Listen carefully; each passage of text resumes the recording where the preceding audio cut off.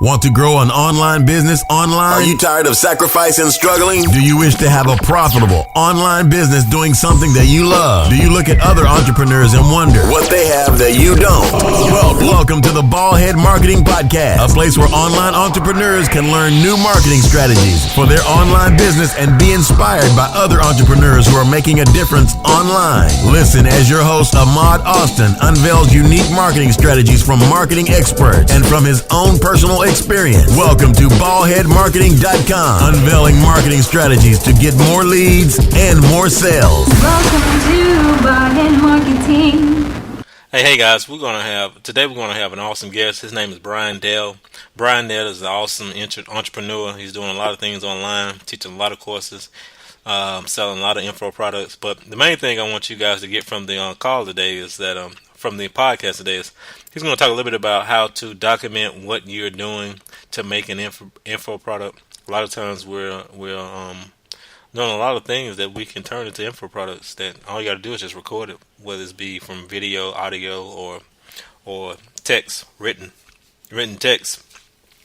He's also going to talk about how to be yourself within your online business. A lot of times we try to copy what other people are doing, especially the gurus. He's going to talk about how you can just be yourself and become successful at just being yourself within your online business. I know you guys will enjoy. Thanks so much. I appreciate you being on the call. Mm-hmm. First thing I want to do, tell me a little bit about yourself, Brian, and what it is that you do. Okay, my name is Brian Dale. I am the founder of Small Business Development Center.tv. Okay. And what I do essentially is provide online classes in a number of subjects. I think I got 96 subjects so far, and continuing to build. And essentially those classes could be anywhere from an hour and a half all the way up to 5 hours, just depending upon the depth of the need. And currently located in a small town called Oldwine, Iowa. And essentially I am a online trainer / internet marketing coach. And how long have you been doing this? Wow, I actually started in 2002. And it was amazing. We have to remember that fate, what people call fate anyway, it isn't something that we can search out or look for. It's kind of thrust upon us most often. And what happens is we either walk into that, what I'm calling obviously destiny, or we run back and stick with what is familiar. Nothing is the enemy of success as is familiarity. And some people call it a rut, and I'm not saying that that's always wrong for some people, but for those with that zeal, that entrepreneurial spirit and that zeal, familiarity will kill you. I've said this many times. I teach my students this. Whatever website I'm instructing on, is that you, as an individual and as a company, you're either racing to the top or you're racing towards the bottom. Right. You're not stagnant. We live in an economy, it's Web 2.0 economy, that you're either growing or you're dying, and it's really that simple. So I digress.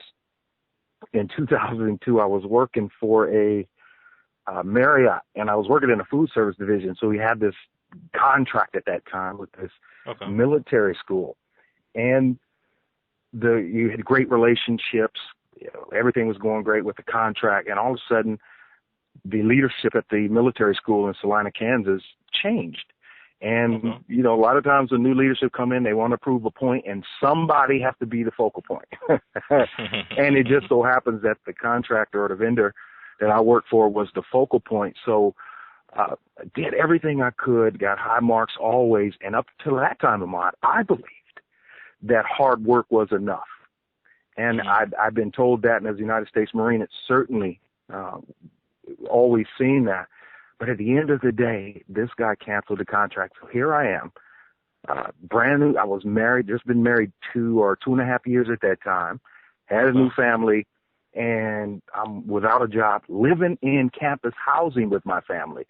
And I had to go to this man. Yes, I had to go to this man and say, do you mind if me and my family have somewhere to live for the next 2 months?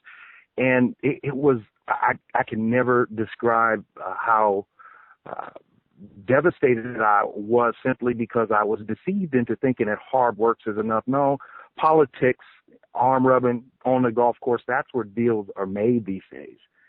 And at that time, I had a dial-up modem just getting into the internet.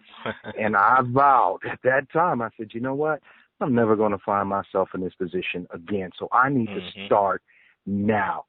I had to get another job, of course, work for the next 4 years before I made one thin dime on the internet. And it was actually marketing a book teaching people how to beat the Google paid search advertising ban.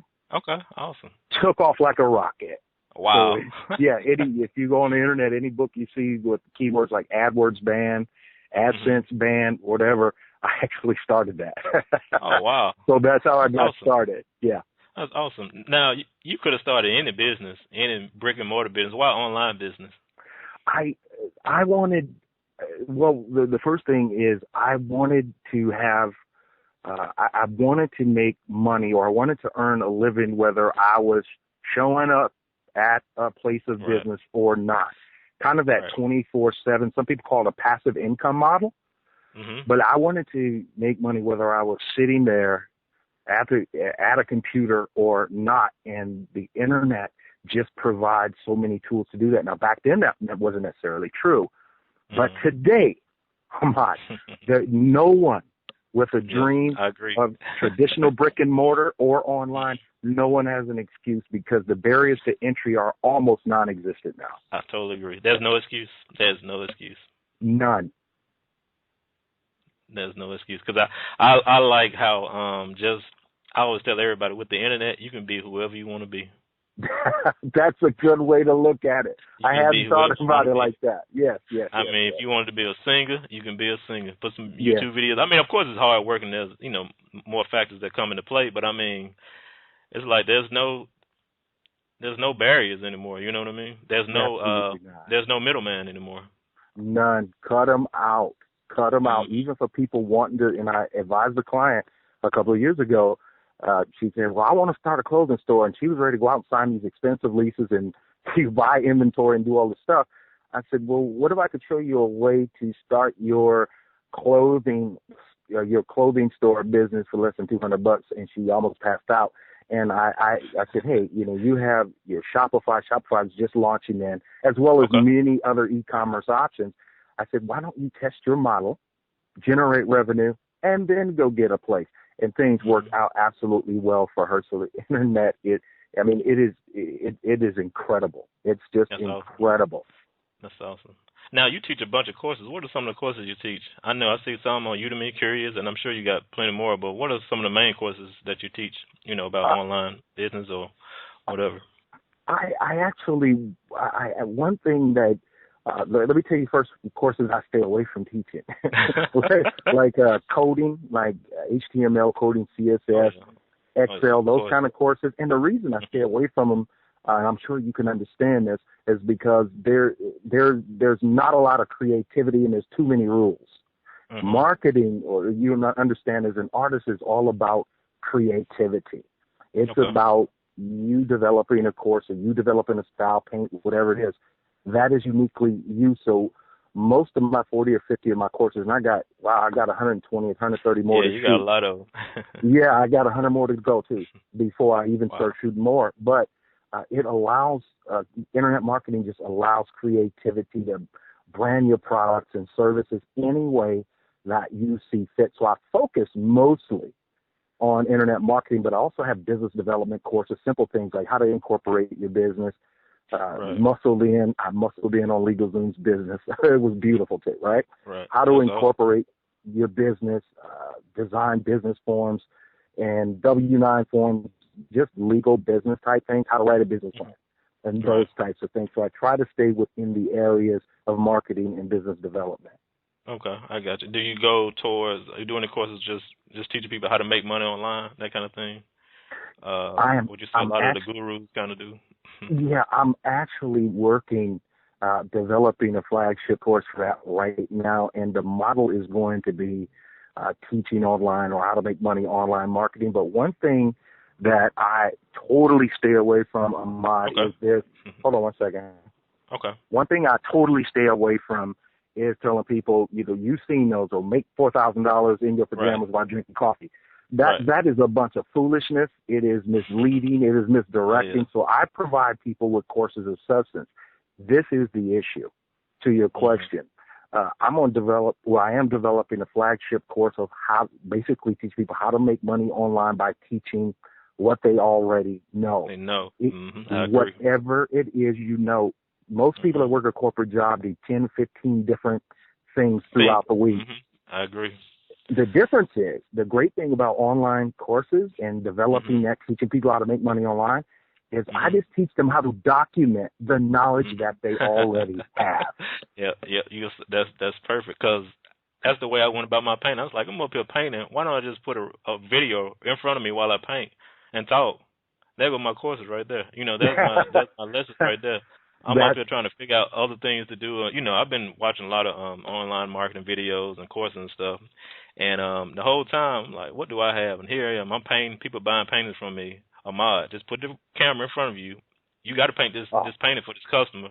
Why don't you just put a camera in front of you and record it while you're painting this painting that you got to paint, for this customer? And there's part of your course right there. Just tell people how I just give instructions as I paint the painting. And I agree. Anything that you're doing at work, get a camera or document it, record it, and there's your course right there. That's it. And the beautiful thing about just exactly what you said is that is building alternate revenue streams also. I totally tell people to stay away from putting all your eggs in one basket. And I'll give you an example just quickly with Udemy. There's a lot of, there's 8,000 instructors on Udemy, probably only 1,500 have courses in the marketplace. Right. And I hear people complaining, I'm not making any money on Udemy. Udemy selling my courses at reduced prices, when they're just sitting there twiddling their thumbs, hoping to make money on Udemy. Listen, the key is this. What's on making money online is content multiplication. Don't just settle for one website, two websites, or one revenue stream. Put it as far and wide as possible. And in all of my internet marketing, whether it's LinkedIn, Twitter, Facebook, whatever, all of my internet marketing centers around creating multiple profiles on the same website. And that is what's key to making money online, is content multiplication, because it's going to expand your revenue stream. Yeah, you're right. You're exactly right. You're exactly right. What is some of the biggest mistakes you see people make when they start an online business? I think the hugest mistake anybody makes is not being who they are. Now, can you explain that a little bit? Yeah, we'll do.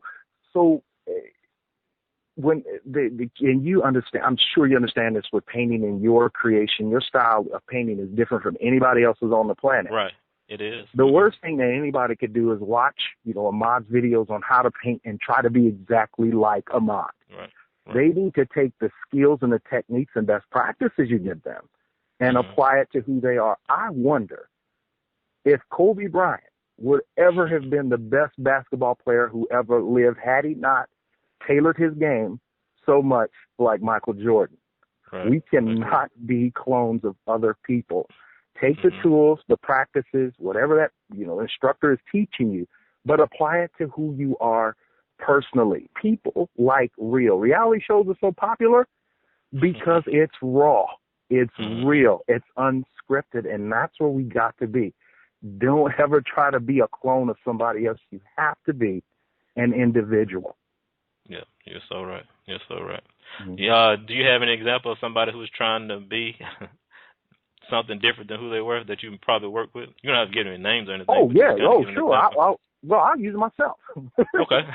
From 2002 to 2005, I was watching all these gurus, and I bought all these courses and all this other stuff. and I was like, wow, yeah, I'm gonna do it like they do it. And at the end of the day, I didn't make a single thing done. Only when I was who I was. Now, I'm the type of guy, and this is going to a point, I like to, some people go right up to the line, but they won't cross it. I go right up to that line, I step across just to see what's going to happen.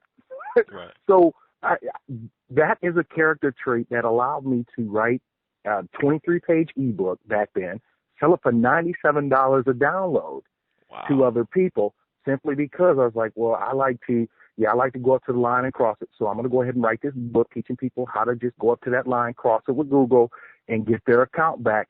And ultimately, that book was mega successful. So using myself, I was stagnant. Well, I was racing to the bottom anyway, because I was trying to be like someone else. Even with my online courses. I was going to teach at lynda.com, which is the largest teaching site on the internet. And they pay so good. But they were like, well, Brian, and they try to give me all of these rules. And it was totally against who I was. And I said, you know what? I'm going to leave money on the table here, but I can't be anybody else but me. The hugest mistake we can make is trying to be who other people expect us to be. Right. How miserable. Yep. Yep. You're right.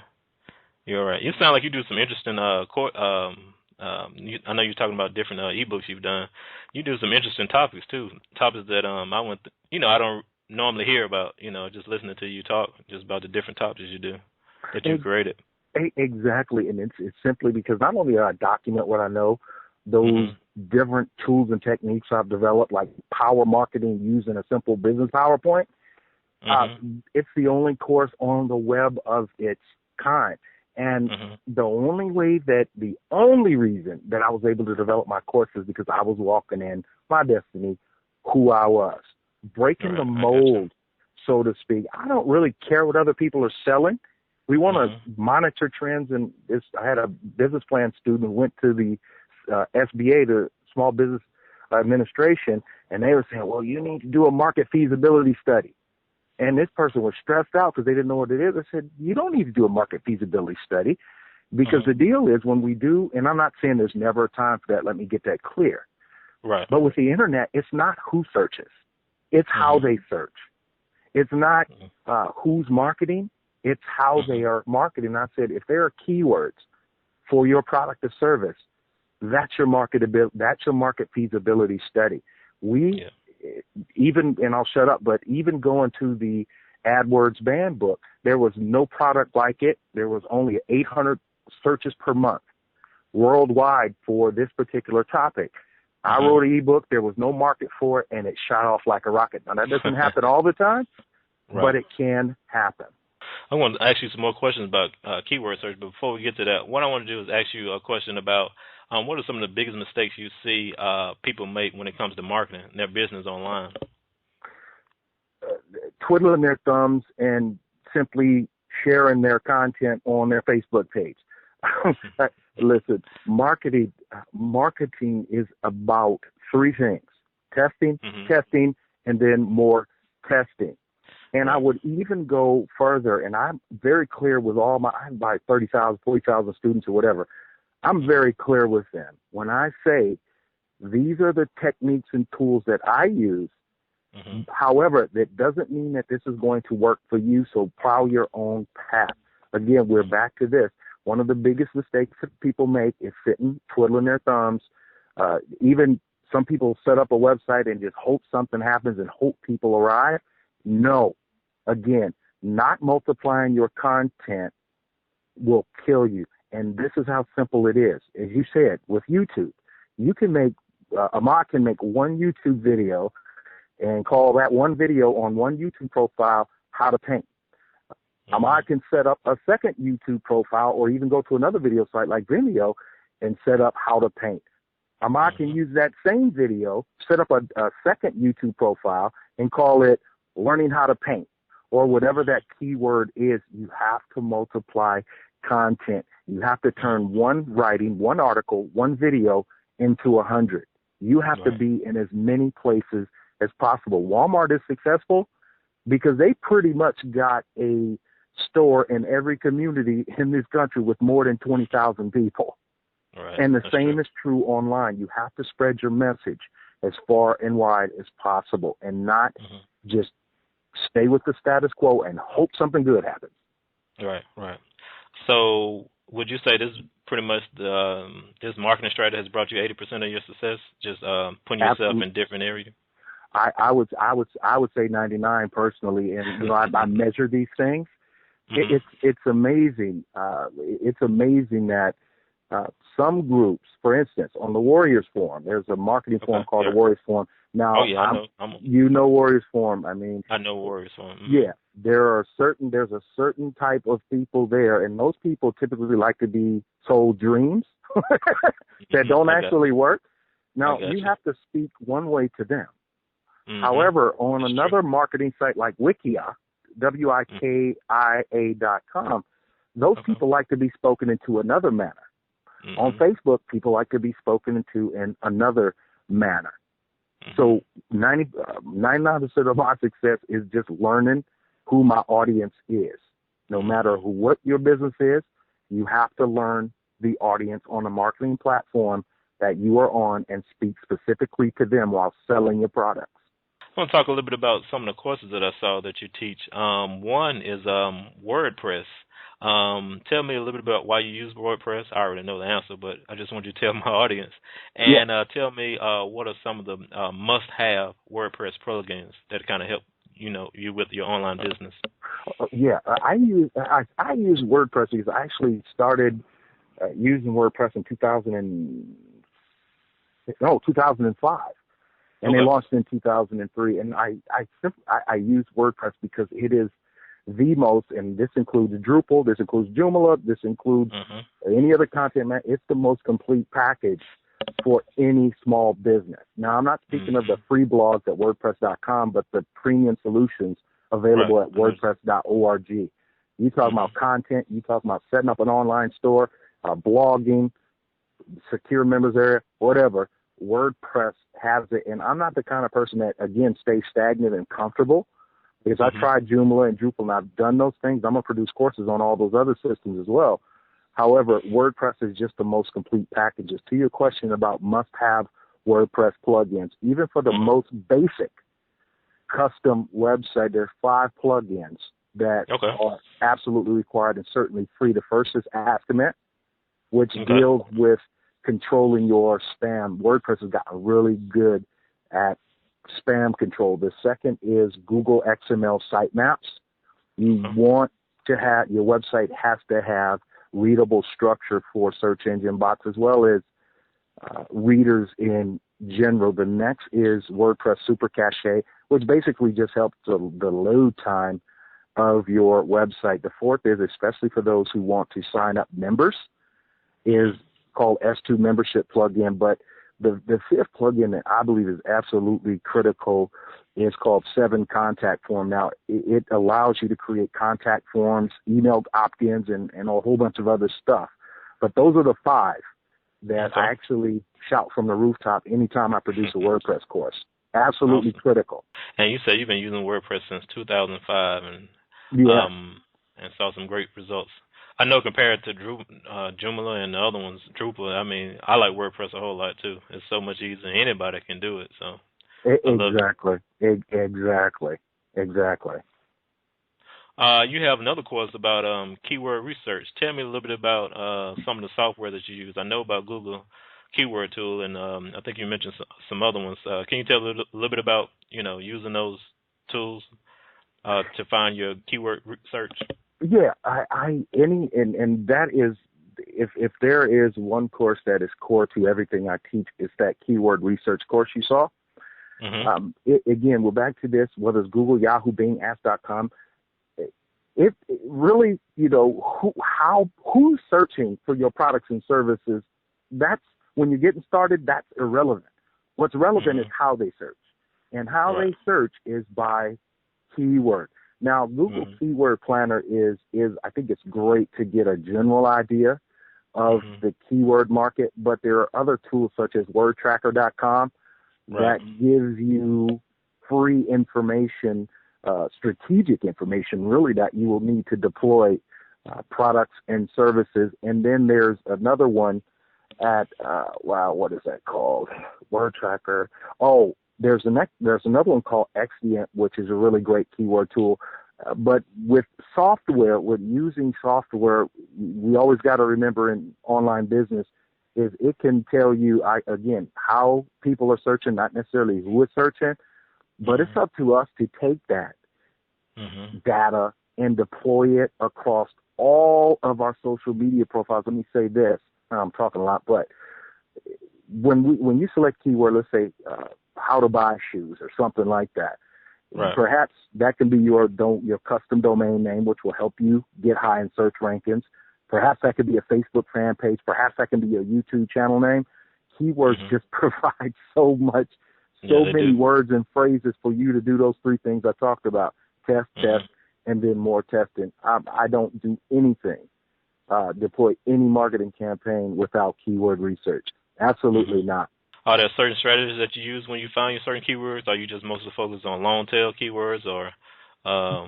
I focus on longer tail keywords because over the last 18 months or 2 years with the Google Panda and Penguin update, there's the thought process, and I heard people say it, but people say a lot of things. I got to test it and get hard data. Right. But marketers said one thing right after the Google and Penguin Panda update was that longer tail keywords were now in fashion because they're more reader friendly and they're also best for search indexing. So I use with shorter tail keywords, if I can get a custom domain with a shorter tail keyword, that is best. But when it comes to content and social media profiles, I always use longer tail keywords because they're searchable by bots and they're easy on the eyes for people to, when they come across my content, to read and know what my page or my content, video, whatever it is about before they ever click on it. Right. Is the amount of searches on a particular keyword a big thing for you when you're choosing your keywords? Absolutely is there a set not. number you must have, Because I know a lot of people must have, so many thousand, searches for this particular keyword. Yeah, and that's when I first started out in 2000. Have different opinions about that. So well, having done that over the last 10, 11 years and having measured that in hard data to quantify what I'm going to tell you, search volume, especially for those just starting out, is irrelevant. What is relevant, again, is even if a keyword, let's say it has 500 searches a month, some people say, well, that's really low. Well, I launched an ebook that became really, really popular with 800 searches worldwide. And most people say, well, you need 30,000 to be successful. No, you don't. What you are looking for is 10 to 15 keywords, regardless of volume, that you can create content, social media profiles around. Because even if something just gets 500 searches a month, it's going to receive quick indexing on search engines. It'll get a few views, but Ahmad, this is what's most important. Those viewers, regardless of keyword amount, will share your content when they find it with other people. 90% of my traffic comes from shares, not necessarily great indexing. So keyword, when you're starting out, especially if you're on a thin budget, keyword volume is totally irrelevant because you can make up with small volume keywords with multiplying that times 10 or 15 like keywords. Irrelevant. Yeah. Okay, that's good, because a lot of the gurus, you got to have so many thousand of all this kind of stuff. So that's awesome. That is awesome. But what they're not telling you is it takes significant financial investments to crack those high volume keywords because they are always the most competitive. I mean, if somebody's opening a shop, let's just say somebody's opening a small mobile phone store, can they compete with Nokia? Can they compete with Microsoft? Can they compete with these Verizon stores who are paying somebody millions of dollars a year to keep them on top of search engines? Absolutely not. Right. Absolutely, and that's what they're not telling you. It's expensive to compete for those high volume keywords. Now, do you blog any? I do. I create 180,000 blog posts per year. Oh wow. Yeah, so basically every 2 days, I'm going to kick out 1,000, 1,200 word article. And you can go to my website to verify this on my main website anyway, and you'll pretty much see a blog post every other day.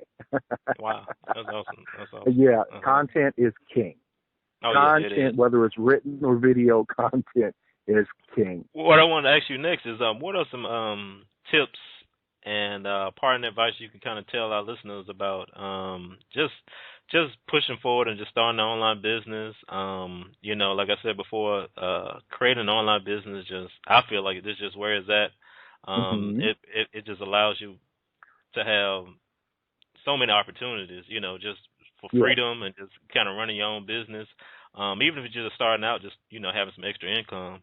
I Hmm. try to talk to a lot of people about it, and they just look at me like I'm crazy, and I'm like, look, I made this amount of much money, just from my videos or just from Google AdSense. You know what I mean? So, but Yeah. it's just amazing. I'm just like, wake up. So I feel like the world still kind of got to catch up on this whole online business thing because I guess it's a whole different paradigm, of course. So, It is. um, so I just gonna want you to just share a little bit about, just this whole online business lifestyle, so to speak. Yeah. The first thing is uh, you have to be sick and tired of being sick and tired. I mean, that's where you have to be. You have Right. to be outright. I mean, you just have to be outraged at the Mhm. thought of going to some corporate job, getting ate up, getting beat Mhm. up, getting stabbed in the back. You know how much drama all that stuff is. Right. And what's even more important is you have to be relentless. Mhm. You have to believe in you're going to be successful starting your online business when Mhm. nobody else does. Most Mhm. people that I talk to, even my students, they say, well, I'm making $50,000 a year at my job and I'm only making, $15,000 online. So they're trying to serve two masters, if you will. Right. I launched out of corporate America. Yeah, how much was that? I'll make it 75, 80K, something like that. I Mhm. launched out of there, man, with only replacing that income with $1,153 a month. Wow. But this was the thing. A person has to say, I would rather make $2,000 a month of my own money than Right. 10,000 or 15,000 or 20,000 of someone else's. Because at the end of the day, you can't buy peace of mind. At Mhm. the end of the day, there's nothing I would give in exchange for my freedom from that rat race, those Right. corporate politics, that backstabbing, and all of that Mhm. foolishness. Right. I So agree. ultimately, we have to have tunnel vision. Barriers to Mhm. entry, as I said, are no longer there. You can get in internet marketing with $89. Really, you could start for free with a free blog, depending on Mhm. how tenacious you are. So Right. there's no room for anyone that'll ever hear this podcast say, well, I don't have the money to invest in my own business. The time for excuses with the internet, as you know, Ahmad, is over. You're right. It's Yes, sir. done. Right. Mhm. What are some of the sacrifices you had to make to get where you are? Well, with my wife. Mhm. you know, wives are, a lot of times when you start out, they believe in the Yeah. dream. And then Right. when they don't see, your wives or girlfriends, when they don't see the results, they start to get Mhm. pessimistic. So one of the Mhm. hugest sacrifices I had to make at first Mhm. anyway was my credibility in business with my own wife. Because Okay. she was sitting there 4 years later like, hey, when you gonna make some money? So I guess a little bit of peace in my home, but ultimately I had to make some lifestyle changes and choices at first to Right. say, you know what, I can't live in a $300,000 house right now because my Mhm. dream is to be Mhm. free from this. So I'm gonna save Right. up money and I'm gonna move. Wherever I gotta move, I'm gonna Mhm. live a more frugal lifestyle in order to make my dream happen. Think about this, Samad. Most people say, Mhm. I don't have the money invested in a business, but they're making a $300 a month car payment. Mhm. Most people say, I don't have money invested in business, and they're spending $100 a month at Starbucks and all this other stuff that they're doing. When you eliminate a car payment and just drive something that's paid for, you're Mhm. already on the road. So that is a second sacrifice that must be made. But the third sacrifice that must be made is that corporate mentality. You have Yeah. to shake that off I because agree. ultimately there's no loyalty left. Those people are Mhm. going, at some point, they're going to throw you out. Mhm. Somebody's going to lie on you, and you just have to prepare yourself for that. Right. Right. Yeah, Right. sorry to Uh, be so intense, but Oh that's no, man, real. that's what I want. I want the real stuff. Now, Yeah. what are some of the other things like you had to sacrifice? I know you had to sacrifice being up late night, Uh-huh. when the website don't work, that kind of thing. And just tell me some of those kind of stories. Because sometimes, for me, a lot of times I want to hang out with the fellas, but I said I was going to do 2 videos today, so I had to, tell them I can't Yeah. go, and just kick out those videos. But again, it paid off, you know. Yeah, and that is a very key area. Just like you said, there are going to be some relationships that need to be sacrificed. There are people, especially where I come from. There are people that I just refer to as dream killers. You get around them, you say, "Well, I'm gonna do this," or "I'm gonna do that." You share your dreams with them, and it seems like the first question they ask is, "How you gonna do that?" Mm-hmm. It is amazing. My little brother went through this. He started a remodeling business, was doing really well, got around, some people that, kind of brought him down. He's a grown man. That's on him. However, as you said, some of the sacrifices are going to be friendships. I'm not going to really associate with anybody that's not moving in the direction that I am. And that's not to say I'm trying to control them, but I'm trying to say I need friends and acquaintances and business associates that can understand what I'm trying to tell them. And the people that don't understand it, I really have to sacrifice those relationships. So they can still be casual, but I'm not going to invite them in my inner circle. Second, another huge, I think, sacrifice that we are that have to make is at some point you are going to have to choose between earning some salary on somebody's job and earning money in your online business. Because I've burned them in over 4 or 5 years before you're seeing results. And I worked 8 hours in a day, and I was up to 2:30, 3, sometimes 3 o'clock in the morning trying to build my business, right? Right. So there are, at some point, you are going to have to serve, these corporate people, or you're going to have to serve your own personal dreams. A sacrifice on either end is going to have to be made, and fear has to be cast out. Fear cannot be a part of the equation. It absolutely cannot. How did you deal with fear? I have this affliction. Since I was a boy, I was one of those kids that would run across the street and then look both ways and, man, I probably shouldn't have done that, but I could keep on running. So fear isn't really anything that is a struggle with me, because I've always lived, especially in the Marine Corps. It's like a free to core. What have I got to lose, right? What have I got to lose? So I operate on what have I got to lose. But sometimes something will happen catastrophic to your business, right? It could be a website being down. It could be being banned from a website. It could be somebody hijacked your website. It could be a lot of things. Now, at that time, fear sneaks in, but I've overcome that through, again, not putting all my eggs in one basket, spreading my sales funnels out as far and as wide as possible. And the thing about fear, and I'll shut up on this, is it has to be cast far away from who we are and what we are trying to do. And we almost have to compartmentalize and act as if it doesn't exist. Because fear will have you back in there saying, yeah, I want to be a part of your team. Let me tell you what I bring to the table. Now, I'm not trying to, cast down working people, but those who hope to be entrepreneurs, you got to step out there. Now, you have a lot going on. Yeah. How do you stay focused? I just do as much as I've learned to just do as much as I can do each day. And I got a great outsourcing plan. And let me share this, especially for those that are just starting up. There is a great website where you can get really high quality design work, video editing, pretty much any task you need in your business at Fiverr.com. Oh, yeah, of course. Yeah, Fiverr.com. So I got a great, and even on Elance and these other websites, I got a great outsourcing plan that I execute often. And I just stick with the core task. A lot of people in business are jack of all trades, master of none. In business, we have to stick with what we do best and outsource the rest to the people who do those things the best. When we're walking outside of who we are, I'm a teacher. That's what I am.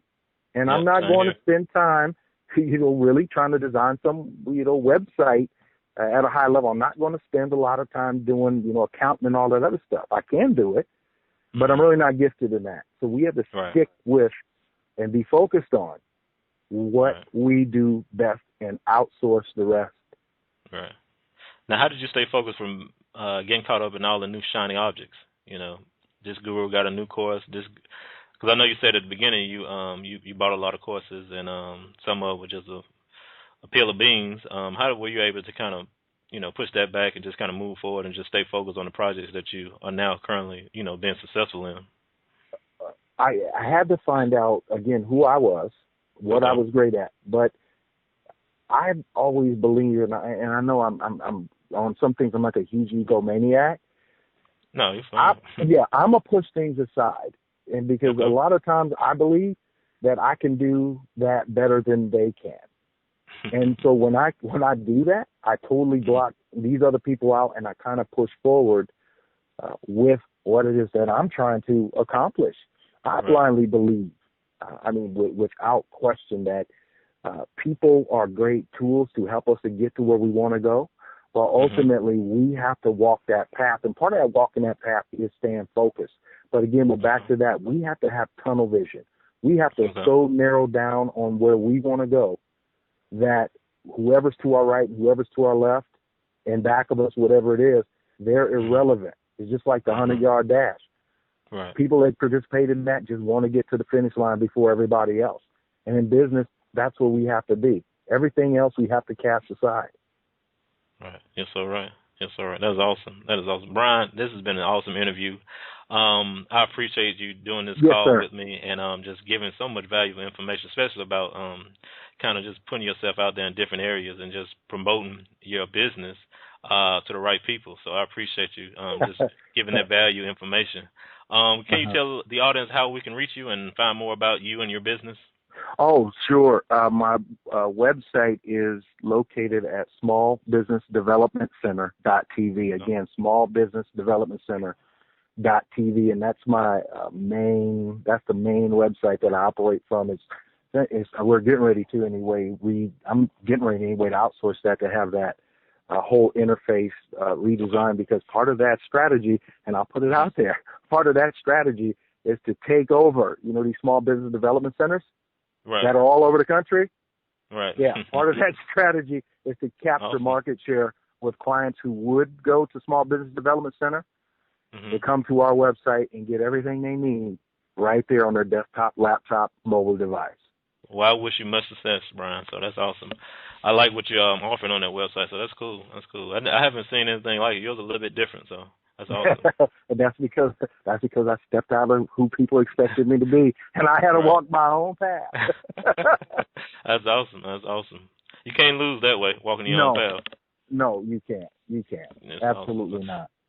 Well, Brian, I appreciate it, man. I appreciate it. It seemed like it went by so fast. So I appreciate you being on the call again. What I want to do is give you a small gift. Do you mind emailing me your address? I'm a painter. I want to send you a nice, small, cool painting from your original painting. So just email me your address whenever you get a chance, and I'll mail it sometime this weekend.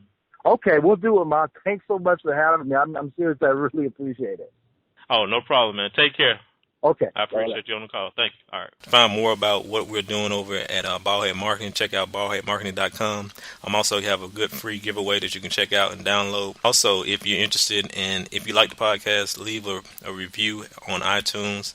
I would love to hear what you think about the podcast and even how I can improve on it. Thanks so much.